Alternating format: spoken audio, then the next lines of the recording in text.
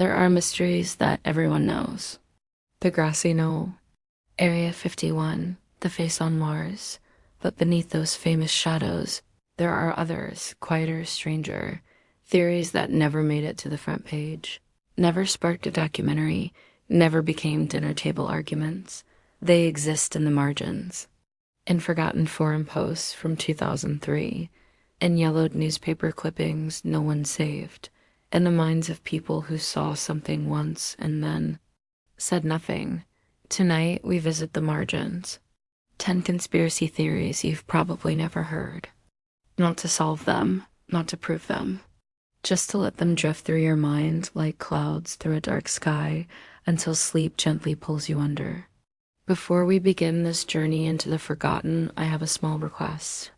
If this voice has ever felt like a quiet companion in your nights, if these stories have helped your mind find its way to rest, please take a moment to subscribe to this channel. Think of it as leaving a light on, a small signal that this space will remain here for you on nights when the silence feels too loud and the thoughts won't settle. Now let that intention drift away. Your only task now is to listen. 10 stories. Each one a door into a room you didn't know existed. Each one a question mark at the end of a sentence no one finished. You don't need to remember them. You don't need to believe them. You only need to let them pass through you, like wind through an open window, carrying nothing but the scent of somewhere far away. So settle in, let your body grow heavy, and let us begin with the man who fell from the sky. In 1979, in a small town in Chile, a man was found dead on a hillside. Nothing unusual about that, except for where he came from. Witnesses reported seeing him fall from the sky. Not from a plane, there were no planes overhead. Not from a cliff, there were no cliffs. He simply appeared in the air, mid-descent, and fell to earth. When authorities arrived, they found no identification, no wallet, no documents. His fingerprints matched no one in any database. His dental records matched no missing person. He had no past. The autopsy revealed something stranger still. He had been dead before he hit the ground. For how long, they couldn't say. Hours? Days? His body showed no signs of decay. Theories emerged over the years. A time traveler who materialized in the wrong coordinates. A passenger from a parallel universe whose plane flew through a tear in reality. A man who simply stopped existing somewhere else and started falling here. The case was closed as unexplained. The body was buried in an unmarked grave. Then every night, somewhere in Chile, someone looks up at the sky and wonders who else might be falling. Off the coast of Norway, there is an island that doesn't appear on most maps. Locals call it Time Bay, not because of anything that happens there during the day, but because of what happens to those who stay overnight. Fishermen who anchored near Timevik reported strange things.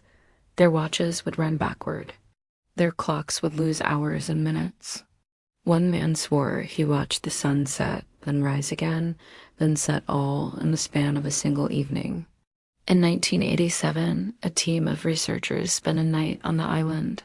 They brought synchronized chronometers, atomic watches, equipment designed to measure temporal displacement. They returned the next morning, packed their gear, and left without a word. Their report was never published. When asked, they simply said the data was inconclusive, but a crew member later told a journalist that all their watches showed different times. Some were behind, some were ahead. One had stopped on a date that hadn't happened yet 3 weeks in the future. The island is still there. Fishermen still avoid it. And somewhere, a watch is still ticking toward a day that hasn't come. In 1982, a radio engineer in rural Montana picked up a signal he couldn't explain. It was a voice, but not quite human. It spoke in a language no one recognized, and rhythms that didn't match any known speech pattern. It broadcast on a frequency that wasn't assigned to anyone. He tried to trace it. The signal seemed to come from everywhere and nowhere at once. He drove for hours, antenna on his roof, watching the signal strength, It never changed. It was as strong in the middle of a field as it was in a concrete basement. He recorded it. He sent tapes to universities, to government agencies, to anyone who would listen. No one could identify it.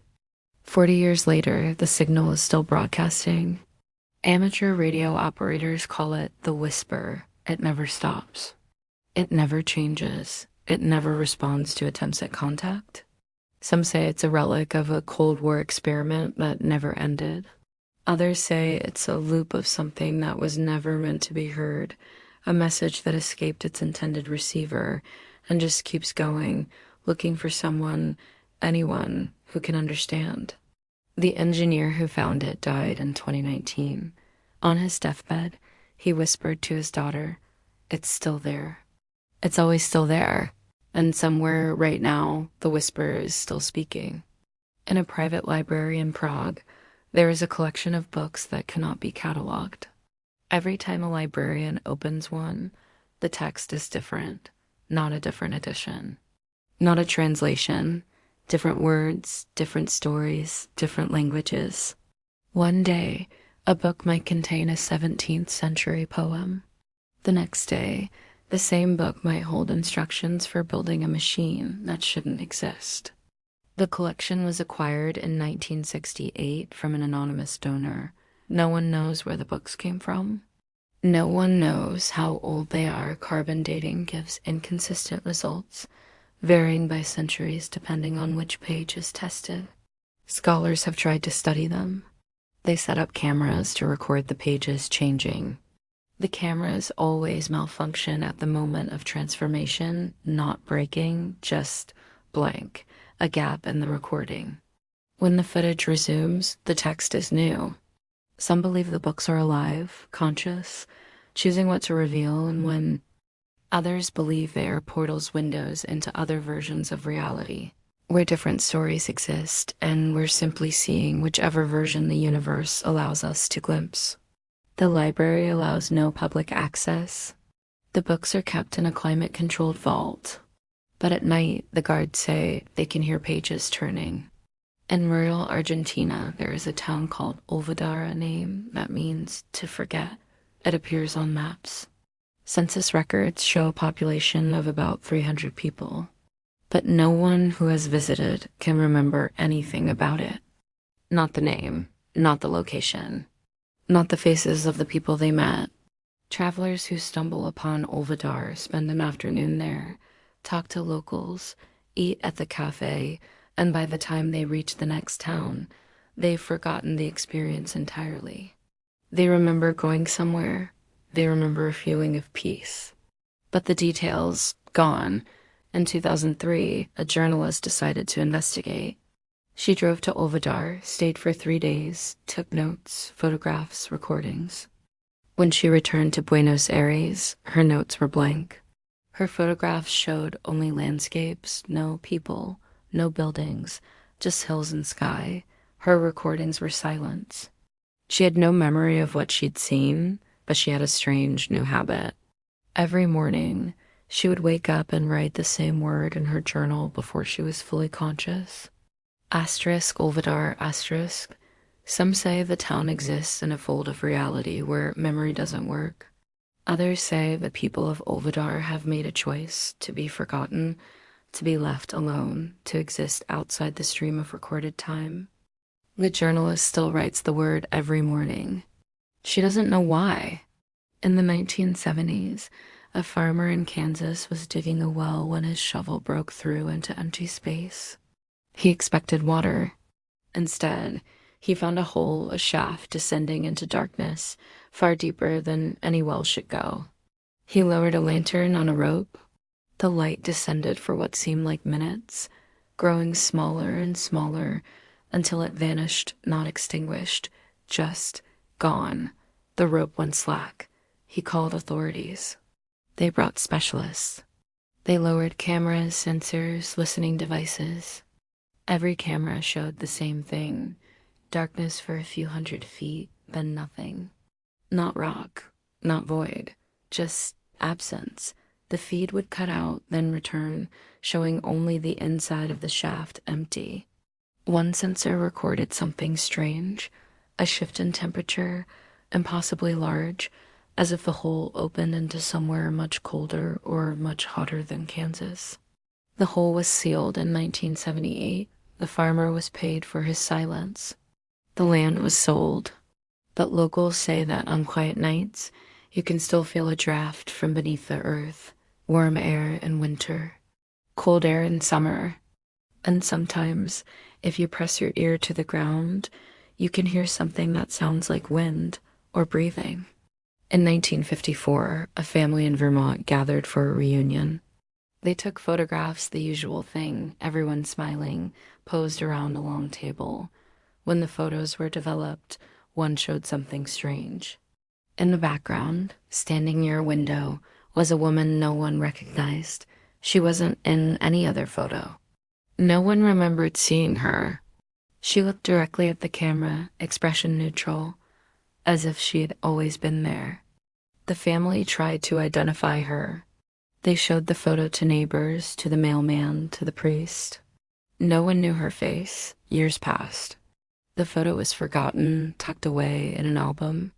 In 1987, the family's youngest daughter was going through old boxes when she found the photo again. She looked at the woman in the background and froze. It was her, not her as a child. Her as she was now, the same face, the same expression, the same clothes she was wearing that very day. She showed her mother. Her mother stared at the photo for a long time, then whispered, "I remember now. She was there. She was always there. We just couldn't see her. The photo still exists. The woman in the background is still there."